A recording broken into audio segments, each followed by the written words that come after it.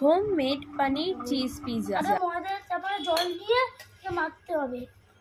ময়দার ডোটা মাখা হয়ে গেলে পিস পিস করে পনিরগুলো কাটা হয়েছে আর পেঁয়াজের তোর ময়দা মাখা হয়ে গেছে? হ্যাঁ, আমার হয়ে গেছে ময়দা মাখা। বাহ, ভেরি গুড।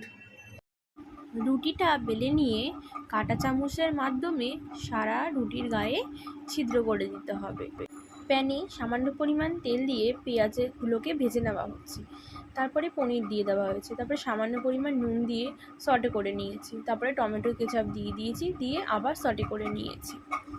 ভালো করে মিক্স করা হয়ে গেলে রুটিটাকে প্যানের মধ্যে সেঁকে নিয়েছি, তারপরে মেয়োনিজ আর সস দিয়ে রুটিটাকে মাখিয়ে নিয়েছি, তারপরে টপিংসগুলো দিয়ে দিয়েছি, তারপরে চিজ দিয়ে দিয়েছি, ব্যাস রেডি।